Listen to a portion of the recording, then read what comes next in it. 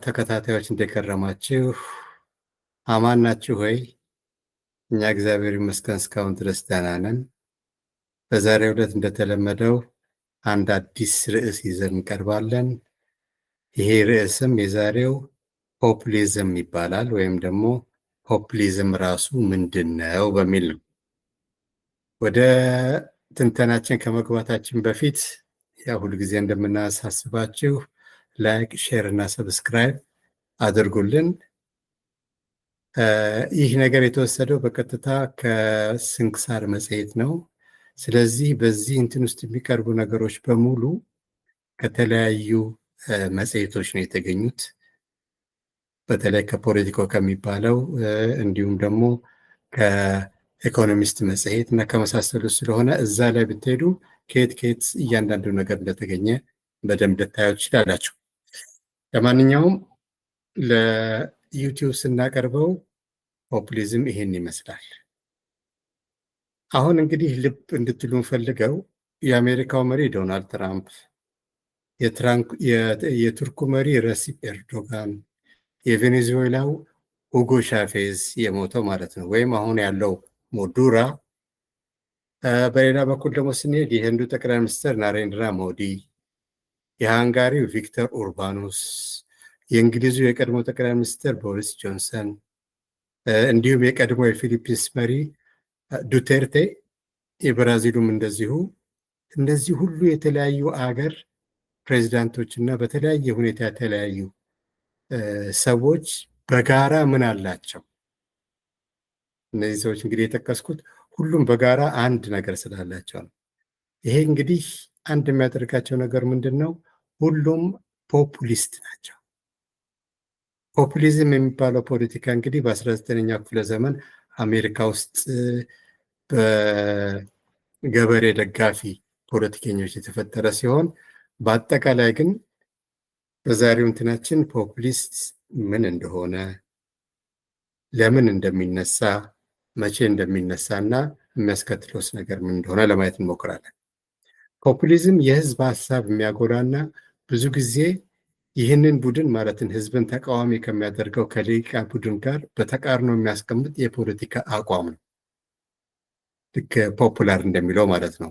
ፖፑሊዝም ለህዝብ የቆምነን የህዝብ ወገነን እና ለዛ ህዝብ የሚያስፈልገውን ነገር ከሚነፍጉና እንዳያገኝ ከሚያደርጉ ልሂቃን አውጥተን መንግስትን የህዝብ እናደርጋለን የሚል ነው። ፖፑሊዝም እንግዲህ በይዘቱ ከጸረ መንግስት ተቋማትና ከጸረ ፖለቲካ ስሜት ጋር በጣም የተዛመደ ነው እና ኢንሳይክሎፔዲያ ብሪታኒካን ብትሄዱ ይህንን ነው የሚነግራቸው። ፖፑሊዝም እንደ አንድ የፖለቲካ ፕሮግራም ወይም እንቅስቃሴ የተራ ሰው ጠበቃና ከሱም በተቃራኒ ናቸው ለሚላቸው ልሂቃንና ተቋማትን የምታገል ነኝ ባይ ነው እና ፖፑሊስቶች በብዛት የሚያንጸባርቁት ይህንን ነው። እንደ ጽንሰ ሀሳብ ከወሰድ ነው የፖፑሊዝም ጽንሰ ሀሳቦች 3 ብቻ ናቸው። ይኸው ምንድን ነው? ልሂቃን፣ ህዝብና የህዝብ ፍላጎት የሚባሉ ነገሮች ናቸው። እስቲ 3ቱ እንደው ተራ በተራ እናያቸው። ልሂቃን ማለት እንግዲህ በአጠቃላይ የዛሬ ሳምንትም ትንሽ ላብራራው ሞክሬያለሁኝ። ከህብረተሰቡ መካከል በችሎታ ማለት በስኪል፣ በትምህርት፣ በስልጣን ወይም በሀብት ከፍተኛ ደረጃ ላይ ያሉ ማለት ናቸው ልሂቃን በአንድ ወይም በሌላ ምክንያት። ለምሳሌ ወደ ኢትዮጵያ ብንሄድ ለምሳሌ የቀድሞውን ዘፋኝ ጥላሁን ገሰሰን ብንወስድ ትልቅ ክህሎት አለው በዛ በሙያው ላይ። በዚህ ክህሎቱ ከሁሉም ጎልቶ ስለሚታይ ልሂቃን ውስጥ እናስገባዋለን በክህሎት ማለት ነው። እንደገና ደግሞ ሼክ አላሙዲንን ብንወስድ ሀብታም ናቸው በጣም። ስለዚህ እሳቸውም ልሂቃን ናቸው። ጠቅላይ ሚኒስትሩ ዶክተር አብይ ስልጣን ላይ ስላሉ እሳቸው ብቻ ሳይሆን ሚኒስትሮቹ፣ ምክትል ሚኒስትሮቹ፣ ኮሚሽነር ምናምን የምንላቸው በሙሉ በሀብት ምክንያት እዛ ስልጣን ውስጥ ይገባሉ። እንግዲህ ብቻ በ3ቱ ምክንያት ወይ በችሎታ፣ በትምህርት፣ በሀብትና በስልጣን ከፍተኛ ደረጃ ላይ ያለው በሙሉ ልሂቃን ይባላል። ይሄ አንዱ ነው። እንግዲህ ጸረ ልሂቃን ሲባሉ እንግዲህ ከህዝብ ጋር እያስተያዩት ነው። ህዝብ የምንለው እንግዲህ ያው የቀረውን ህዝብ ማለት ነው። ሰራተኛውን፣ ገበሬውን፣ መምህሩን፣ ሐኪሞቹን እነዚህ የመሳሰሉትን አብዛኛው ሰፊ ህዝብ የምንለው አስቀድመን ማለት ነው። ለልሂቃን ግን ለፖፑሊስቶች ግን የህዝብ ትርጓሜ ትንሽ አንዳንድ ጊዜ ቦርቀቅ ይላል። ቦርቀቅ ይልና አንዳንድ ጊዜ እንደውም ኔቲቪዝም የተወላጅነትን ስሜትም ያንጸባርቃሉ። ስለዚህ ቀድመን በዚህ ቦታ የተገኘ ሰዎች እኛ ስለሆነን የመጡት በሙሉ ከልሂቃንም ይመድቧቸዋል ወይም ደግሞ ከህዝብ ውጭ ያደርጓቸዋል። በአጠቃላይ ግን ህዝብ የሚሉት እነሱ ከዚህ ከልሂቃን ውጭ ያለውን ነው። ሶስተኛው ፒፕልስ ዊል ወይም ደግሞ የህዝብ ፍላጎት የሚሉት ነገር ነው። ይሄ የህዝብ ፍላጎት እንግዲህ የሚሉት በትክክል ከሄደን የነሱ ፍላጎት ነው። ያን የህዝብ ፍላጎት ያሉትን ነገር አንጸባርቀው ያንን በፖለቲካ መልክ ስዕል ይሰጡትና ያን በስልጣን ላይ ለማዋል ኃይልን መያዝ ማለት ነው።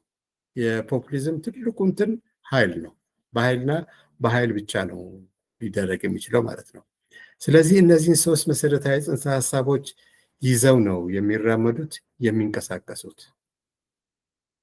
ይሄን ካልን እንግዲህ ዋና ዋና ደግሞ ባህሪያት አሏቸው ሁሉም ጋር በጋራ የምታዩት። ይሄ ባህሪያት ምንድነው? ሁሉም ነገር ጥሩና መጥፎ ብለው ያስቀምጣሉ። በእነሱ እምነት እንግዲህ ህዝብ ጥሩ ነው፣ የዋህ ነው፣ እውነተኛ ነው። ልሂቃኑ ደግሞ መጥፎ ናቸው፣ ኮረፕት ናቸው፣ አጭበርባሪ ናቸው። ድፍን ያለ ነው። እንግዲህ በፖለቲካ ከሄድን ይህ አካሄድ ብዙም ትክክል አይመጣም። ምክንያቱም ኑሮም ሆነ ዓለም እንዲህ ነጭና ጥቁር አይደለም። ህዝብ በአጠቃላይ ያን እንደሆነ ክፉ ወይም ደግሞ መጥፎ አድርጎ ለማስቀመጥ ቢከብድም ከህዝብ መካከል ግን ብዙ ወንጀለኞችም አሉ፣ ታስረው እንትን የሚሉ ስህተትም የሚሰራበት ጊዜ አለ። አብዛኛውን ጊዜ ጥሩ ሊሆን ይችላል ማለት ነው። ወደ ልሂቃን ስንሄድም ደግሞ ልሂቅ ሲባል በሙሉ በጅምላ ሁልጊዜ ሁሉም መጥፎ የሚሆንበት ሁኔታ የለም። ስለ አንድ ህዝብ ስንናገር እንግዲህ ለምሳሌ ይሄ ህዝብ እንዲህ አይነት ባህሪ አለ ስንል ያ ህዝብ የዛ ህዝብ አባላት በሙሉ ሁልጊዜም ያንን ባህሪ ያንጸባርቃሉ ማለት አይደለም። ግን አብዛኛው የዛ ህዝብ አባላት አብዛኛውን ጊዜ የሚከተሉት እንትን ያን ይመስላል ለማለት ነው። ለምሳሌ ከአረብ ዓለም ሱዳኖች በጣም ደግና ታማኝ ተብለው ነው የሚወሰዱት። አሁን ካይሮ ብትሄዱ ወይም ደግሞ ግብፅ ብትሄዱ ዋና ዋና ሀብታሞች ጠባቂዎቻቸውና የገንዘብ ቤቶቻቸውን እንትኖችን ነው የሚያደርገው፣ ሱዳኖችን ነው የሚያደርገው። ኢትዮጵያውያንም እዛ የኖሩትን ብትጠይቋቸው በሙሉ ይሄን ባህሪ ነው የሚነግሯቸው፣ ደግ እንደሆኑ ታማኝ እንደሆኑ ነው። ያም ቢሆን ግን ያ ማለት ከሱዳን ህዝብ አብዛኛው ያንን ባህሪ አብዛኛውን ጊዜ ያንጸባርቃል ማለት እንጂ ሁልጊዜ ማለት አይደለም። ለፖፑሊስት ግን ህዝብ ነው፣ ጥሩ ነው፣ ሁልጊዜ ትክክል ነው። ልሂቃን መጥፎ ናቸው፣ መወገድ ያለባቸው ናቸው። የህዝብ ፍላጎት ደግሞ በብዙ ደረጃ ይገለጻል። ያን ፍላጎት በስራ ላይ ለማዋል ፓርቲያችን ይታገላል፣ ስልጣንም ይይዛል የሚሉ ናቸው። ከዚህ ውጭ እንግዲህ አንዱ ባህሪያቸው ጥሩና መጥፎ ማለት ነው። ሁለተኛው ደግሞ የአብዛኛውን ህዝብ ፍላጎት እንቀበላለን፣ ማጆሪቲ ሩል፣ አብዛኛው ሰው የመረጠው ነገር ስራ ላይ እናውላለን ባይ ናቸው።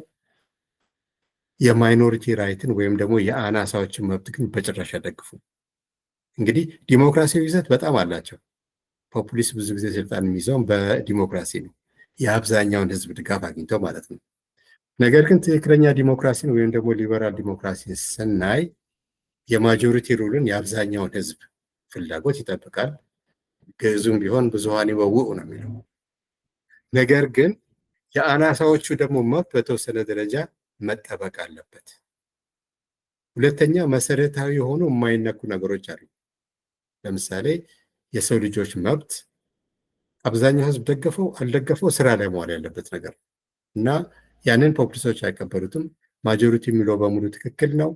ስለዚህ የማጆሪቲ ሩል እስካለ ድረስ አናሳዎች እንደፈልጋቸው አይነት ነው የሚሉት። እንግዲህ ይሄ በዲሞክራሲ ስንሄድ በጣም የተሳሳተ እንትን ነው።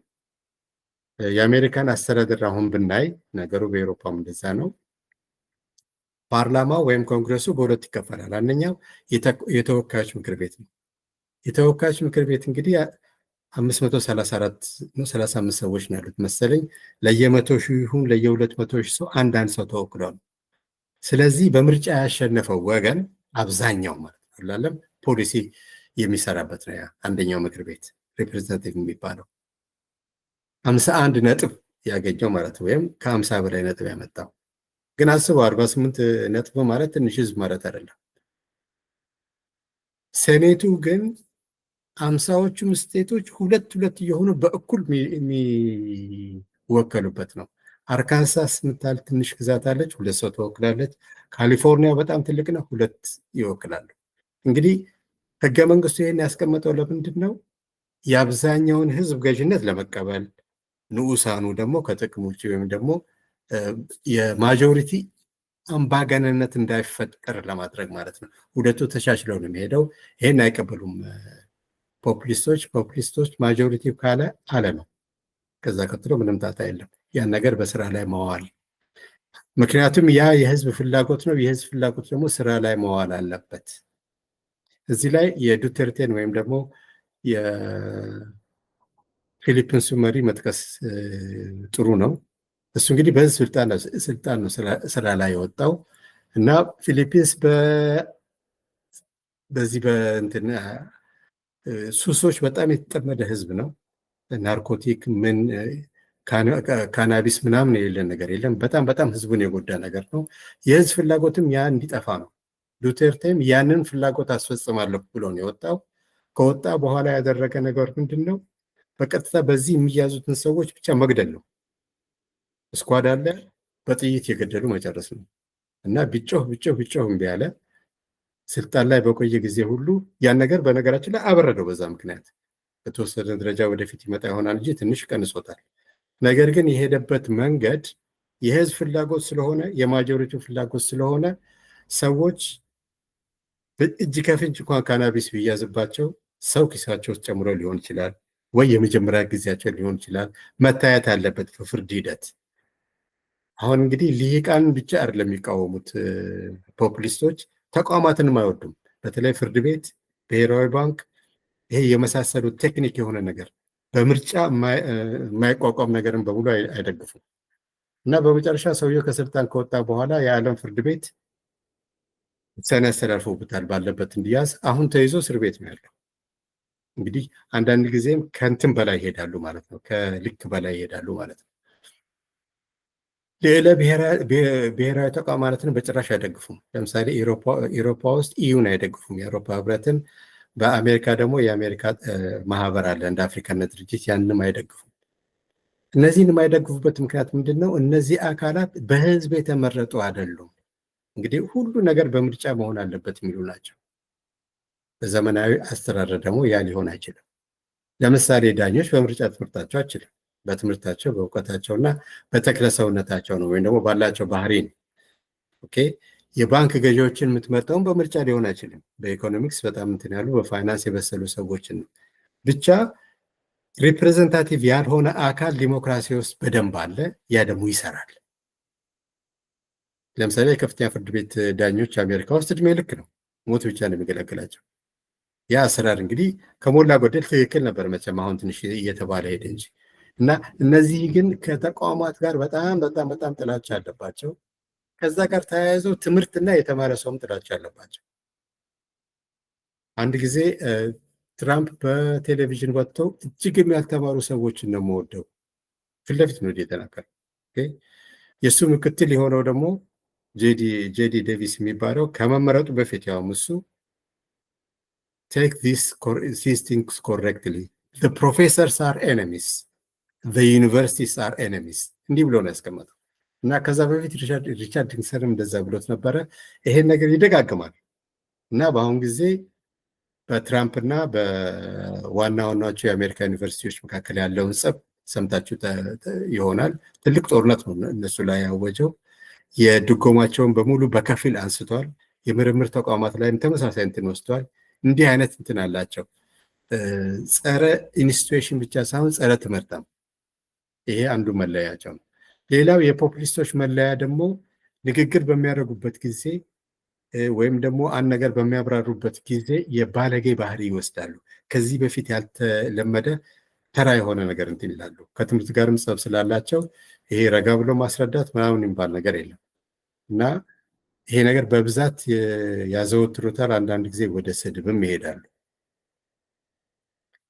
አንድ ጊዜ ስለ አፍሪካ ሀገሮች ተጠይቆ ትራምፕ ዚስ አር አስሆልስ ነው ያለው። ወደ አማርኛ ስንተረጉመው የሰገራ ቱቦዎች ናቸው ነው ያለው።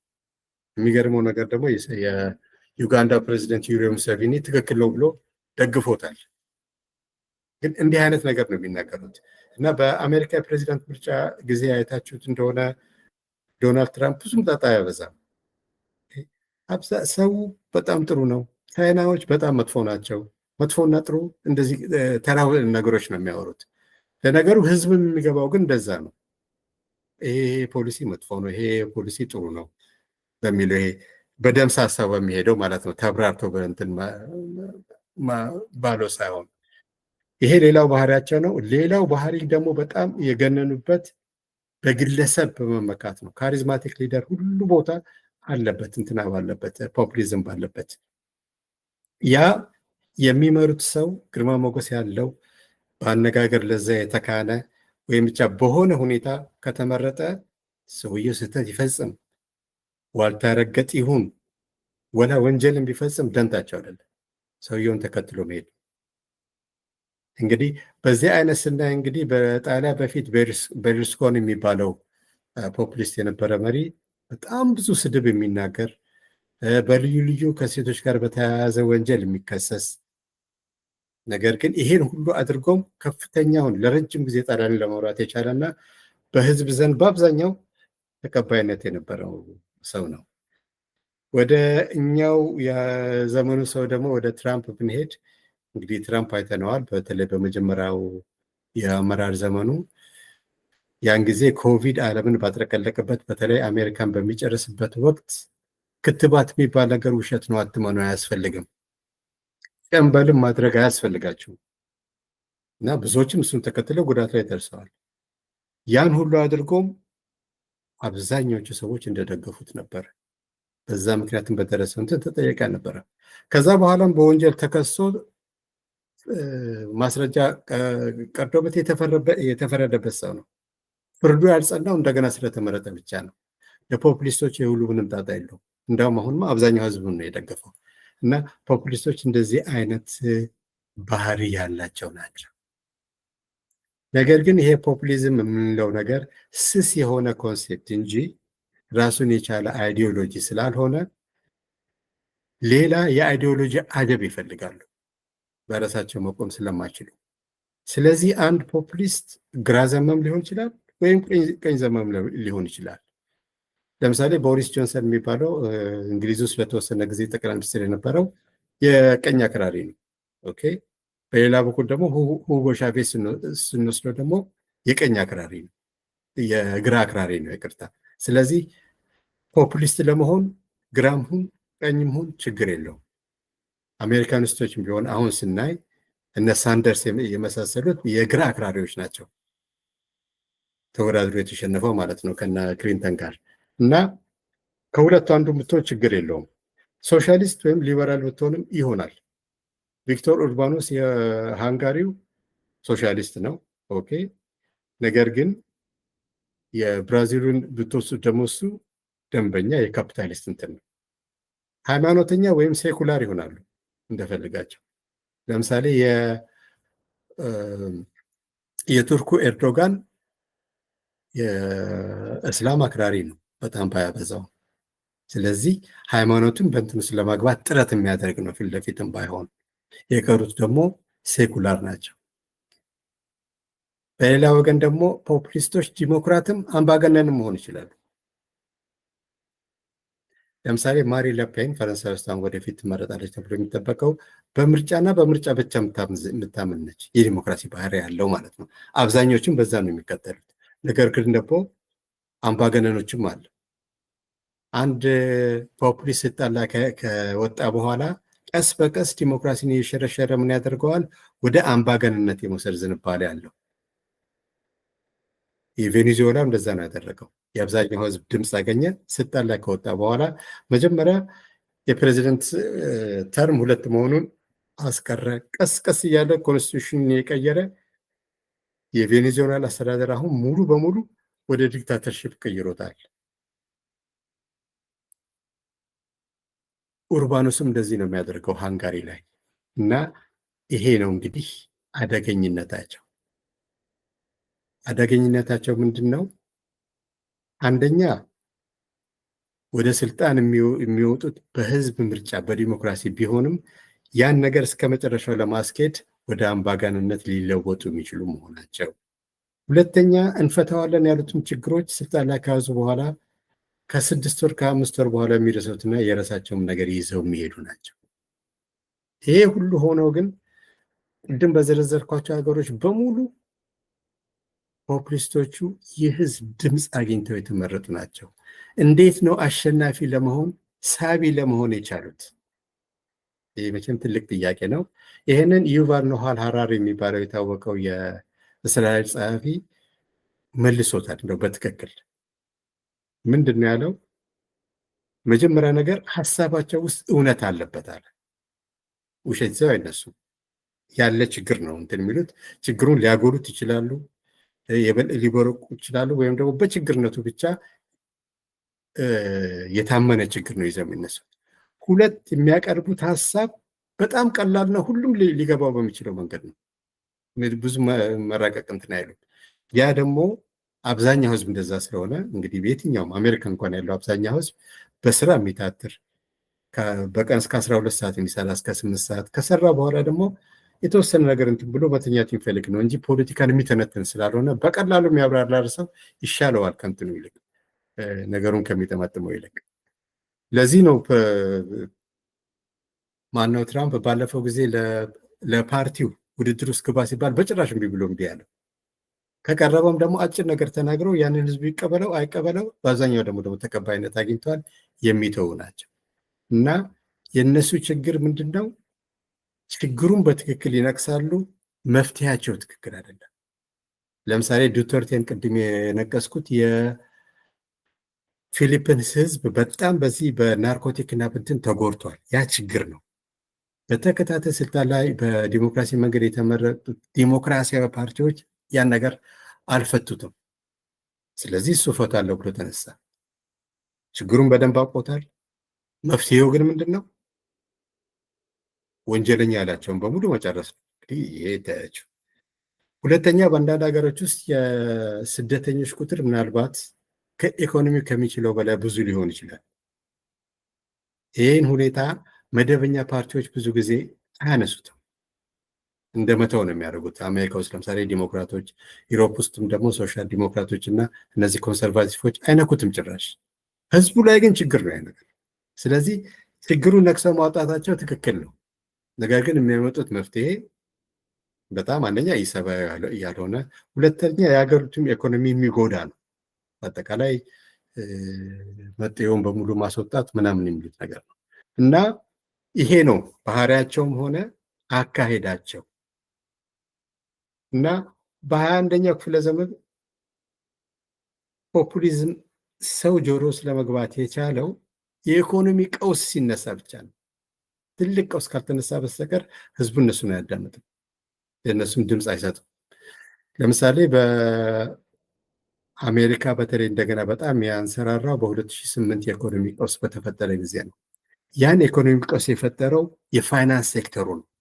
የፋይናንስ ሴክተሩ ያን ከፈጠረ በኋላ ችግሩ ግን ወደ ህዝቡ ነው በአንድ ጊዜ ሄደው። ስራ ፈት በዛ፣ የእቃ ዋጋ ጣራ ነካ፣ ቤት መግዛትም ሆነ መሸጥ የማይቀየር ሆነ፣ የንግድ ሚዛን ተዛባ። ይሄ በሚሆንበት ጊዜ እንግዲህ እንትኖች ብቅ ይላሉ። የህዝቡ ችግር የሚገባን እኛ ነን፣ ችግሩን ያመጡት ባንክና በባንክ ስልጣን የያዙ ልሂቃን ናቸው። በባንኩ ቀውስ ባንኮች ምንም አልሆንም፣ የተጎዳው ሰው ነው። ስለዚህ ከእናንተ ቀረጥ ወስደው መልሰው ለባንኮቹ ነው የሰጡት። ስለዚህ እኛን ምረጡን፣ ልክ እናገባለን። የስራ ፈት ችግር በጣም የተፋፋመው ከውጭ መጤዎች ከኛ ጋር በሃይማኖትም በኑሮ በምንም የማይመጣጠሉ መጥተው አገራችን ስለሞሉ ስለሆነ ጠራርገን እናስወጣለን። ይህን ሲሉ አብዛኛው ነዋሪ ህዝብ የመቀበል አዝማሚያ እያሳየን የመጣው ብዙ ቦታ። በአሜሪካ ውስጥ በመጀመሪያ ትራምፕ የተመረጠ ጊዜ ከተጠበቀው በላይ ጥቁሮች ድምፅ ሰጥተውት ነበር፣ የአሜሪካን ጥቁሮች። እና በግል ሲጠየቁ ምንድን ነው ያሉት? ስራችንን ያጣነው እኮ ከውጭ በመጡት ነው። ስለዚህ እነሱን ካስወጣልን ምን ቸገረን? ሌላውን ነገር እንደዛ ነው ያሉት። እና ይሄን ነገር ግን ያን ያሉትን ችግርም አይፈቱት፣ ራሳቸውንም አምባገነን ስለሚያደርጉ ትንሽ የሚያስቸግሩ አደገኛ የሚሆኑ ነገሮች ናቸው። እንግዲህ ይሄ ከሆነ ችግሩን ብቻ ዝርዝረን አንሄድም። መፍትሄውስ ምንድን ነው የሚለውን ለማየት እንሞክራለን። በመሰረቱ መፍትሄ ተብሎ የተወሰደው ነገር ለምሳሌ በዩሮፕ ውስጥ የተለያየ ነው፣ በመደበኛ ፓርቲዎች ማለት ነው። ግማሾቹ ጭራሽ ይዘጓቸዋል ልክ እንደሌሉ በመቁጠር፣ የቀሩት ደግሞ ለምሳሌ በቤልጅየም ውስጥ ኮርዶን ሳኒታር የሚባል ፈጥረዋል። ይሄው ምንድን ነው? ፖፑሊስት ያልሆኑ ፓርቲዎች በምርጫ ጊዜ አንድ ላይ የሆኑና ፖፑሊስቶቹን እንዲሸነፉ ያደርጋሉ። በፈረንሳይ ውስጥ አሁን ለፔን ባለፈው የተሸነፈችው በዛ ነው እንጂ ከህዝቡ አብዛኛውን ድምፅ ነው ያገኘችው። አብዛኛው ማለት እንግዲህ ለምሳሌ በፈረንሳይ ውስጥ አመራረጡ እንዴት ነው? 2 ዙር አመራረጥ ነው ያለው። 2 ዙር አመራረጥ የሚኖረው ምንድነው? በመጀመሪያው ዙር አንድ ፓርቲ ወይም አንድ ግለሰብ ከ50 በላይ ካላመጣ በአጠቃላይ በውድድሩ አንደኛና ሁለተኛ ወጡት ብቻ ወጥተው ለፕሬዝዳንትነት ይወዳደራሉ። አሁን እሷ ሁለተኛ እንዳትሆን እንኳን የቀሩት ፓርቲዎች አንድ ላይ ሆነው ድምፃቸውን እንትን ብለው ጣሏት። ይሄ ለጊዜው እነሱን ለማሻለፍ ይሰራል። ነገር ግን እነሱ ያነሱትን ችግር ካልነካ ነው ደግሞ መፍትሄ አይደለም። ከ4 ዓመት በኋላ ብሶ ይመጣል ማለት ነው። ይሄ እንደ ታክቲክ የተወሰደው በአሜሪካን ሳይሆን በኢሮፕ ውስጥ ብዙም የሚያዋጣ አይደለም። ሁለተኛው እነሱን ለመቋቋም የተደረገው ምንድን ነው? እነሱን ይቃወማሉ መደበኛ ፓርቲዎች። ስልጣን ላይ ከወጡ በኋላ ግን የነሱን መፍትሄ ስራ ላይ ያውላሉ። ይሄ ማለት ምንድን ነው? በአንድ ወይም በተዘዋዋሪ መንገድ ለምሳሌ ስደተኞችን የሚመለከት ከሆነ መጤዎችን ኢሚግሬሽን የሚከተለው ከሆነ ልክ እነሱ ባሉት ሁኔታ በመዝጋት ያሉትንም ደግሞ በማስወገድ ያን ችግር ሊፈቱ ይችላሉ። ያ መጀመሪያም ችግር አለን፣ በኋላ መፍትሄ አይሆንም። እንግዲህ መፍትሄ ተብሎ የሚወሰደው ምንድን ነው? በትክክል ከተሄደ ፖፑሊዝም እንዳይስፋፋ ተብሎ ብቻ ሳይሆን የተፈጠረው ምጣኔ ሀብታዊና ህብረተሰባዊ ቀውስን ፈቶ የህዝቡን ሰላምና ኑሮ ወደ ቀደመው መመለስ። እንዲህ ለማድረግ እንግዲህ ሰራተኛውን በአዳዲስ ክህሎቶች እንዲካን ስልጠናዎችን ማቅረብ። ለምሳሌ በአሜሪካም ሆነ በዩሮፕ ውስጥ ማኒፋክቸሪንግ ይሄ የፋብሪካው ሴክተር ተዳክሟል። የተዳከመበት ምክንያት ምንድን ነው? ሌላው የሰርቪስ ኢኮኖሚው ስላደገ ነው። ስለዚህ ሰራተኛው በፋብሪካ ውስጥ የሚሰራው ሰራተኛ ሌላ ውስጥም ሊሰራ እንደሚችል ከስራ ከወጣ በኋላ ማለት ነው አዳዲስ ስልጠናዎችን ማቅረብ፣ እንደገና ደግሞ የስራ ፈታ አበልን በደንብ ማቅረብ ማለት ነው። 2 ኢሚግሬሽን በተመለከተ ህጋዊና አለሳሳሽ የሆኑ እርምጃዎችን መፍጠር፣ እንዲሁም በቴክኖሎጂ ልቅቀት ስራ ያቆሙ የምጣኔ ሀብት አውታሮችን በሌላ መስክ እንዲሰማሩ ድጎማ እና ብድር ማመቻቸት፣ የንግድ ሚዛቱን ለማስተካከል መለስተኛ ቀረጥ መጣል እና አንዳንድ ምርቶችንም እንደ ብረታ ብረት ያሉትን ለተወሰነ ጊዜ ከውጭ እንዳይገቡ ማድረግ፣ ለስራ ፈጠራ ሲባል መሰረተ ልማትን መዘርጋት። እነዚህ ነገሮች ሁሉ የኢኮኖሚ ቀውስን ይፈታሉ፣ የስራ ፈትነትን ችግር ያስወግዳሉ፣ የፖፑሊስቶችንን መፍትሄ አይፈልጉም ማለት ነው። በዚህ ሁኔታ ነው እንግዲህ ይህንን ለዓለም በአዲስ መልክ ተነስቶ ዲሞክራሲን እየሸረሸረ ያለውን ፖፑሊስትን ለማስወገድ የሚቻለው። ይሄ ነው እንግዲህ ዛሬው ፕሮግራማችን። የበለጠ ማብራሪያ ከፈለጋችሁ እንደነገርኳችሁ የኦገስትን ስንክሳር ብታዩ እዛ ላይ የበለጠ ተስፋፍቶ ከነ መረጃም ቀርቦ ስለሚገኝ ወደዚያው ተመልከቱ። ሳምንት በሌላ እስክንመጣ ድረስ አህለን ወሰህለን እያለን እንሰናበታለን። አመሰግናለሁ።